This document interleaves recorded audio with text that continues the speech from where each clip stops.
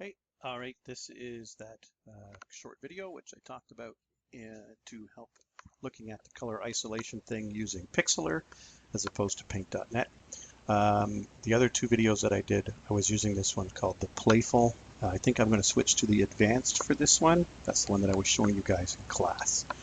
So this is, I'm not logging in or anything on this pixlr. I'm just clicking on this. So then here we go. So what I'm going to be doing is seeing as I already have this here. So this is the picture that I was going to be using. So the first thing we need to do, remember, is we're using layers, which you can see over here.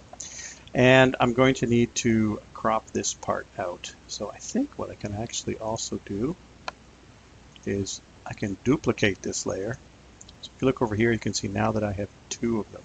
And I can see that the background copy is on top. So what I can do over here is I'm going to unlock this, unlock it, and I'm also going to make it hidden. So I'm only seeing my top one here. So what I'm going to do is I'm going to use the selection tool over here. This is the scissors, it's for cutting out. And these are my different options that I have. So I'm going to be using the lasso for this purpose. And I'm just going to, you can probably zoom in somehow. Oh, look at that. There you go. So actually just by scrolling with your mouse. So I'm just going to use this to draw my little circle around here. And being a little bit more careful than I did during class. And then up and around. Okay, and then one of the things you'll notice is right away it assumes that whatever I've selected I want to delete. If that is not what you want, which is not what we want to click extract, or sorry, invert. And then I am left with the pepper. So the other thing I need to do is get rid of all this extra stuff. So remember, for that, we're just going to switch to the draw cutout. Then it makes, again, a couple of assumptions. So one is the brush. So what we need to do is change this from 40. I'm going to go down a bit. The other one is softness. So what softness does, here, I'll make it bigger so you can see. So this would be, see how it's getting softer? So depending on what you wanted, this is going to leave you with hard edges or soft edges. We are interested in having hard edges, so I'm going to leave it like that.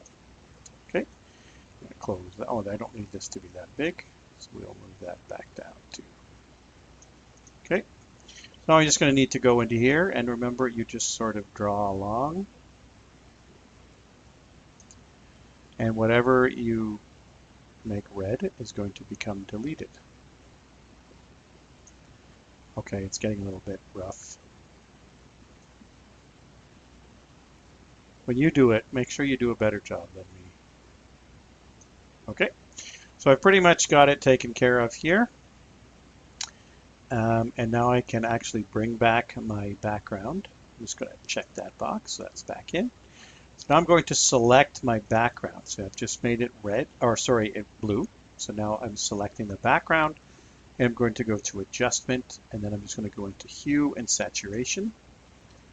And then when I drop these things down, you'll notice, well, now it is definitely not black and white, but now it is. Maybe it's just saturation.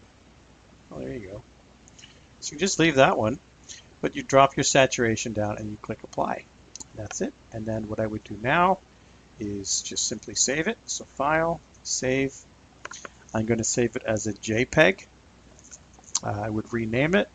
I want high resolution, and then click download.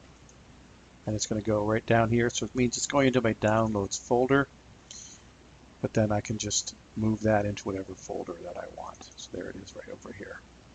All right. Hopefully that answers your questions. Good luck with this one and the vacation photos as well. And we'll see you guys next week, Wednesday.